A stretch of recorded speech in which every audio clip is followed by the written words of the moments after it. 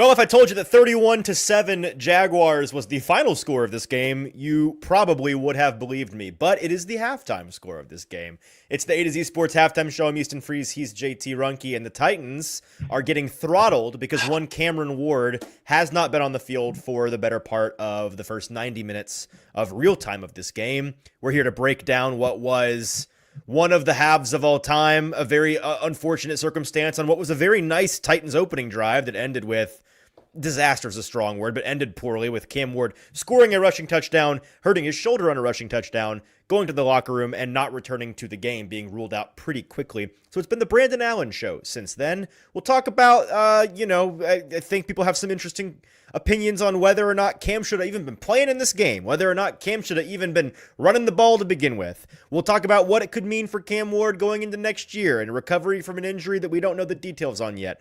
And if there's any Brandon Allen thoughts out there, we can cover those too. JT, we'll get to all of it. But first, make sure you like the show. I'm kind of stealing your job here, JT, because I want to get your unbridled opinion on what just happened. Like the show. Tap into the comments on Facebook and on YouTube. Subscribe to the show if you're with us. Send the link to a buddy real quick. Get in here for halftime. JT, what? Excuse me. And I almost skipped our wonderful and amazing sponsors. Let me shout out X Golf Nashville, Murfreesboro, Hermitage, and Franklin, BTA Sports, Botero Carts, Lipscomb Sports Analytics Program, and the Barrel Social Club. Now that I've given you a full 90 seconds to sit there and stew, JT, what are your thoughts on Cam Ward even playing in the game that they probably should have bubble wrapped him in from the beginning? Yeah, that's stupid. That is dumb. That is, I don't understand that was never a conversation until the worst case scenario happened. So, I mean, you can shift the goalpost all you want, but it makes no sense not to play Cam Ward in this game against a divisional opponent in a season that's already lost. You just get him as much experience as possible. You pull out the whole playbook. That's what they did. It's just funny because I know we talked about in the pregame show how we're so close to this. We're so close to the season being over, but this season could not go away without giving us just one more swift tap to the nuts. It feels like, because now we're just watching. We are watching some absolute slop in this game. Worst case Jaguars scenario, look good. Jaguars look real good. Hey, really Anthony good. Campanelli's defense pick sixed Brandon Allen. I've seen enough. Correct. Don't leave Jacksonville before you have him signed on the dotted line to be the next head coach of the Tennessee Titans. Yeah. Clearly this guy's a master. My one thing I'll say about Brandon Allen is that Brandon Allen, it was the perfect opportunity for him to prove why he should still have a job with the Titans in 2026. And he has pretty much failed that pretty quickly. Like we all kind of thought that the Titans would do well, and this probably would have been an off-season thing. Like, who's going to be the backup for him? Should he still be on the roster? He's given us no reason to believe that Brandon Allen should be the quarterback of the Tennessee Titans, the backup quarterback of the Tennessee Titans in 2026.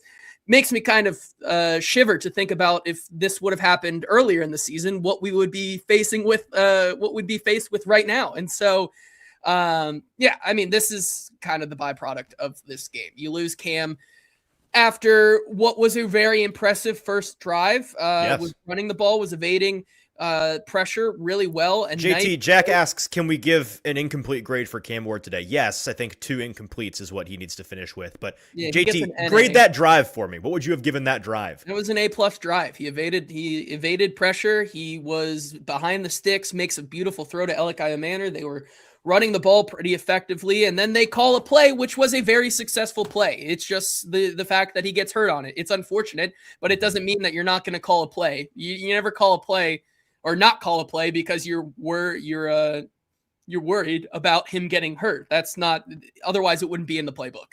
It's just unfortunate that he goes down the way he did. And so I think it's unfortunate. And this game is, I'm not quite sure that the Titans can score another point in this game. I think we're going to hit that over. I don't know, man. When the Jaguars' fourth stringers get in there, anything's possible. This is true. I mean, hey, whoever was saying that the prediction of 45-3 in the pregame show, whoever that was, congratulations, sir. You might be right on the money today.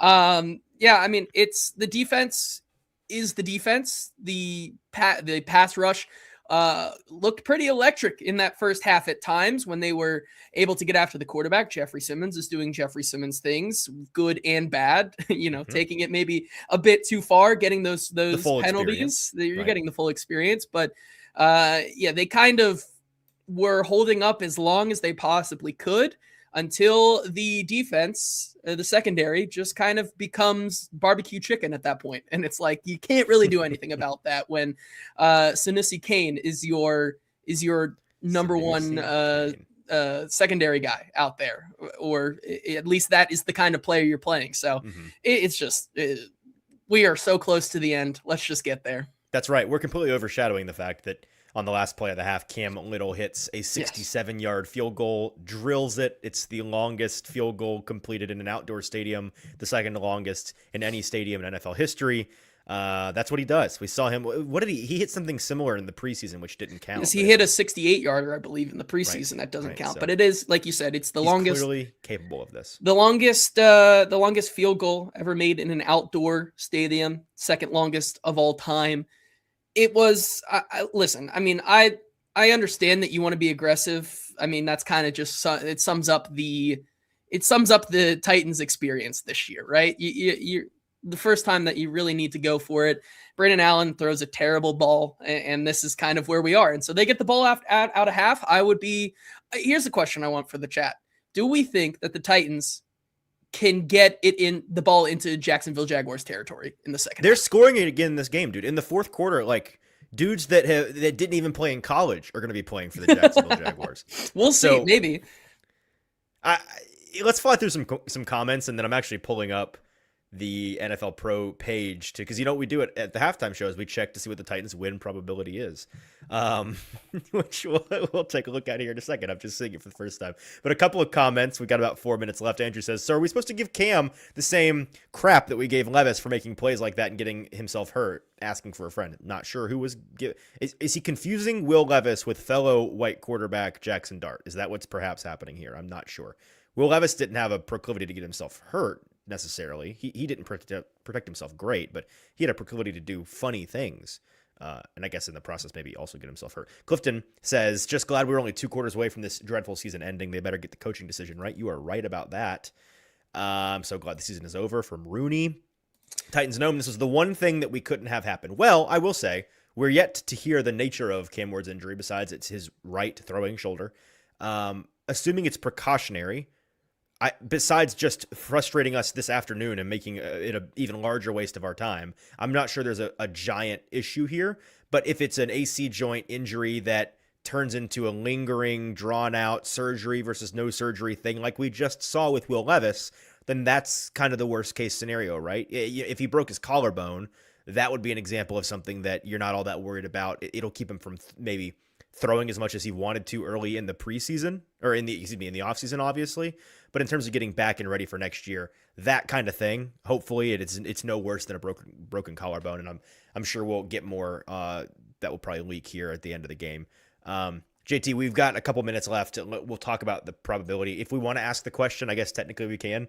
What's your confidence level in the Titans winning this game versus the Jaguars in the second half on a scale of 1 to 10?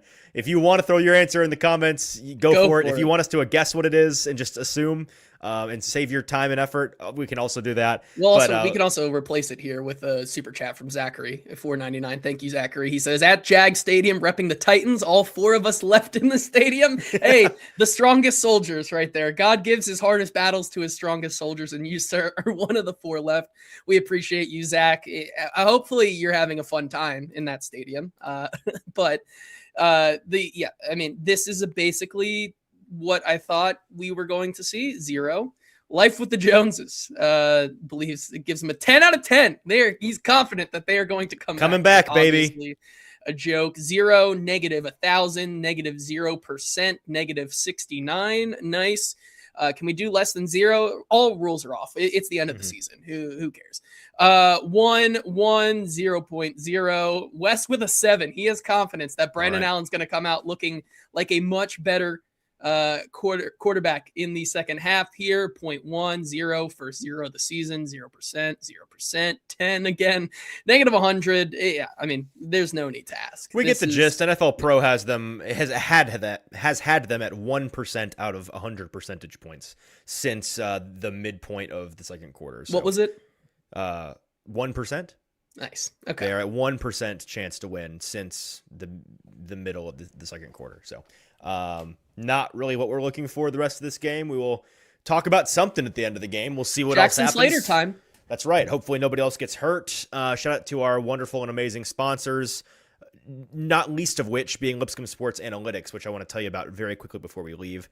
They are where data meets the game, right here in the heart of Tennessee. Lipscomb University, a great university here in the Nashville area, has a new program. They are the Sport Analytics program over there. They are where you can make the calls that count. They're turning sports fans into data-driven decision makers in the exciting world of professional athletics.